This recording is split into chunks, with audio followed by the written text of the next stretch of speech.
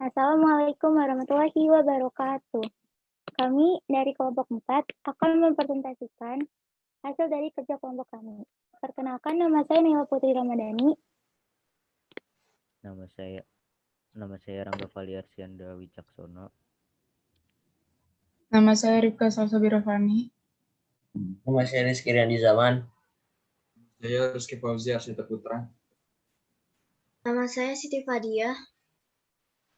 Saya Maulana Songko.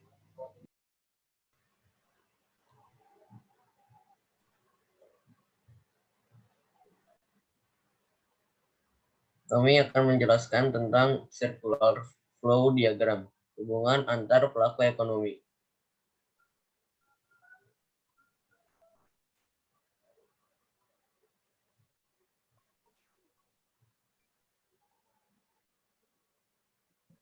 Pengertiannya, kegiatan ekonomi suatu negara dan pelaku ekonomi yang terlibat dalam circular flow diagram.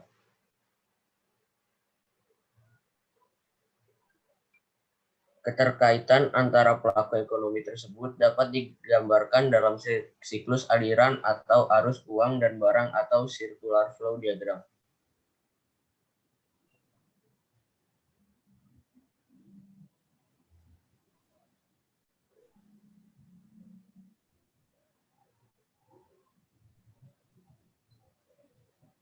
No.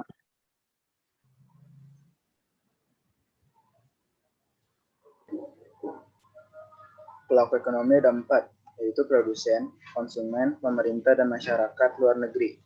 4 pelaku ini nanti akan dihubungkan dalam sebuah siklus jika hanya menghubungkan 2 pelaku, yaitu produsen dan konsumen, maka disebut circular flow diagram 2 sektor. Sedangkan ketika menghubungkan 3 pelaku produsen, konsumen, dan pemerintah, maka akan disebut circular flow diagram 3 sektor. Dan jika keempat pelaku saling dihubungkan, maka disebut circular flow diagram 4 sektor.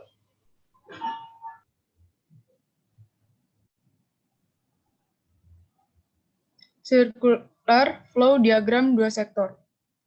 Pelaku pertama yaitu rumah tangga produksi, RTP, yang biasa disebut produsen. Dan pelaku yang kedua yaitu rumah tangga konsumsi, RTK, yang biasa disebut konsumen. Antara RTP dan RTK ini dihubungkan oleh 2 pasar, yaitu pertama pasar input yang berisi faktor produksi, dan yang kedua adalah pasar output yang berisi barang atau jasa. Kita awali dari pasar input. Nah, pada pasar input dimulai dengan titik vektor produksi. Di sini yang memiliki titik vektor produksi adalah konsumen. Berarti konsumen menyerahkan vektor produksi itu dijual di pasar input dan diserahkan kepada produsen. Jadi, konsumen pemilik vektor produksi tersebut dijual kepada produsen.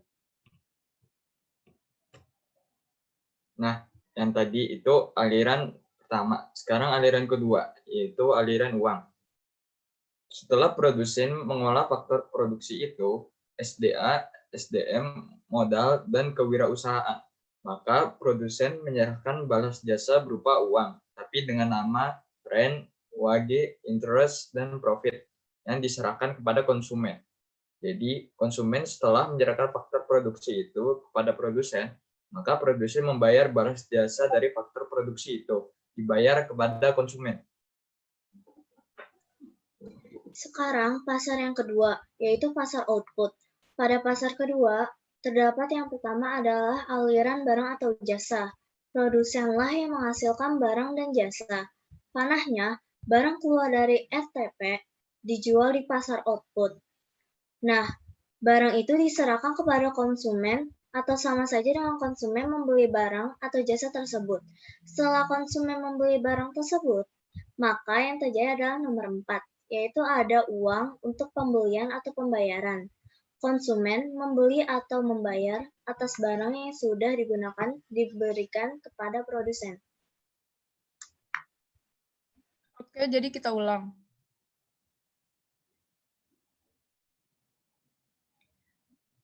Bahwa konsumen itu memiliki vektor produksi diserahkan kepada pasar input. Lalu vektor produksi dijual kepada produsen. Setelah menerima vektor produksi, membayar vektor produksi itu kepada konsumen. Nah, selanjutnya vektor produksi yang diperoleh tadi diolah oleh produsen, maka menghasilkan barang. Barang dijual produsen kepada konsumen. Barangnya sampai ke tangan konsumen. Konsumen membayarnya barang atau jasa tersebut kepada produsen. Ketika arah panah input mengarah ke produsen, itu adalah aliran vektor produksi. Sedangkan ketika arah panahnya menuju ke konsumen, maka itu adalah balas saja. Dan sedangkan pada pasar output, ketika arah panah menuju ke konsumen, maka itu adalah aliran barang atau jasa yang dihasilkan produsen kepada konsumen. Sedangkan ketika arah panah itu menuju ke produsen, pada pasar output berarti itu adalah aliran uang masuk kepada produsen. Dari konsumen membayar ke produsen.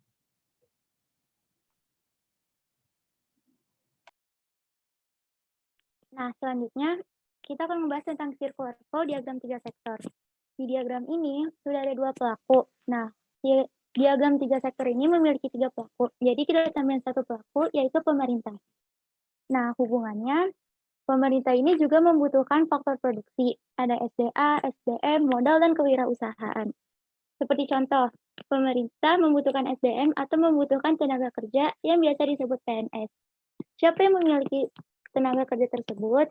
Yang memilikinya adalah konsumen sebagai pemilik faktor produksi.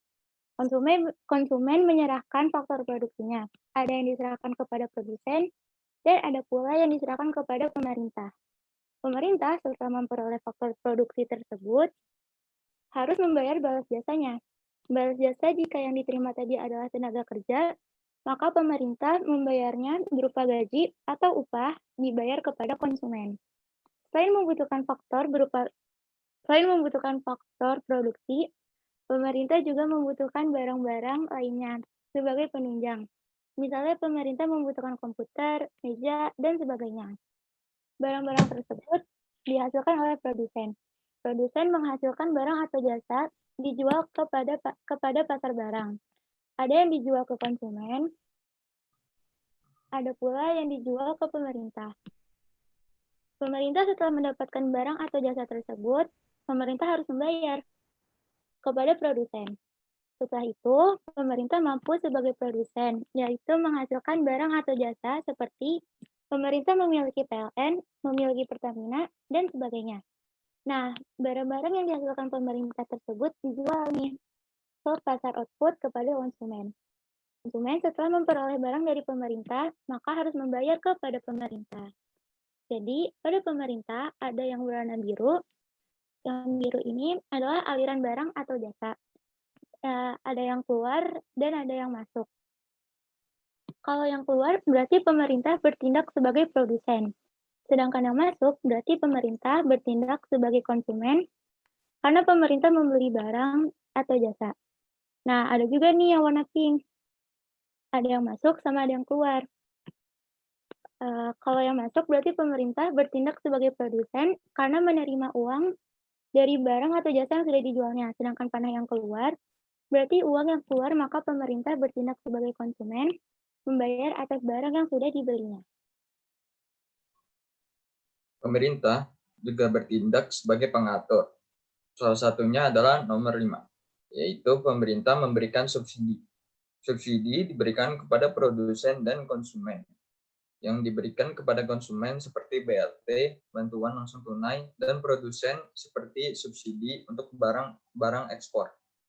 Nah, sebagai balas jasanya, maka baik produsen maupun konsumen nomor 6 harus membayar pajak kepada pemerintah. Jadi aliran pajak dari produsen kepada pemerintah, begitu pula dari konsumen kepada pemerintah. Jadi kesimpulannya, konsumen memiliki faktor produksi diserahkan baik kepada produsen maupun kepada pemerintah. Kemudian pemerintah setelah mendapatkan faktor produksi membayarnya kepada konsumen, begitu pula produsen. Setelah mendapatkan faktor produksi membayar kepada konsumen. Pemerintah menghasilkan barang atau jasa lalu dijual kepada konsumen. Begitu pula produsen menghasilkan barang dan jasa dijual kepada konsumen. Konsumen setelah menerima barang dan jasa tersebut membayarnya. Ketika membelinya dari produsen, maka dibayar dengan produsen. Ketika membelinya dari pemerintah, maka dibayar kepada pemerintah. Dan ternyata pemerintah juga bertindak sebagai konsumen. Maka pemerintah juga membutuhkan barang dan jasa yang dihasilkan oleh produsen. Kemudian, setelah menerima barang dan jasa dari produsen, maka pemerintah membayarnya kepada produsen. Kemudian pemerintah juga memberikan subsidi baik kepada konsumen maupun kepada produsen. Maka sebagai balas jasanya, produsen dan konsumen memberikan pajak kepada pemerintah, seperti membayar pajak pembangunan, perpajakan kendaraan bermotor, dan sebagainya.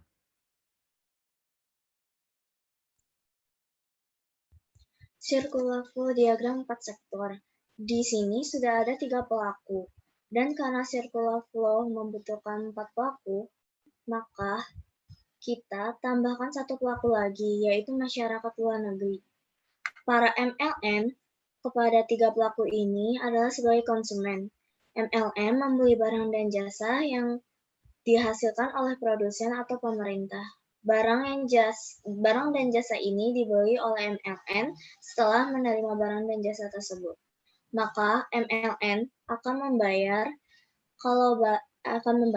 kalau barang yang dibeli tadi dari produsen, maka dibayar kepada produsen. Dan jika MLM membeli barang dari pemerintah, maka MLM membayar kepada pemerintah. Peran yang kedua yaitu MLM juga bertindak sebagai produsen, menghasilkan barang atau jasa, maka alirannya masuk ke pasar barang.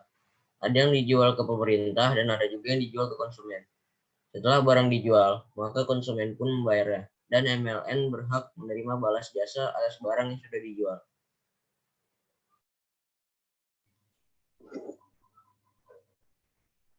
Setelah itu, peran yang ketiga, MLM juga sebagai pemilik dari faktor produksi. Perannya seperti memiliki tenaga kerja dan investor. Investor itu modal tenaga kerja diserahkan ke pasar input. Nah, faktor produksi ini ada yang diserahkan kepada produsen dan ada juga yang diserahkan kepada pemerintah. Maka, pemerintah setelah mendapatkan faktor produksi dari MLM, pemerintah pun wajib memberikan balas jasanya. Begitu pula produsen. Setelah menggunakan faktor produksi dari MLM, maka produsen juga wajib membayar balas jasanya pada MLM.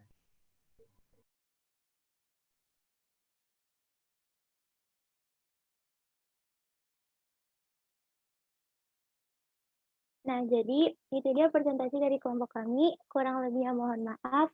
Sekian. Wassalamualaikum warahmatullahi wabarakatuh.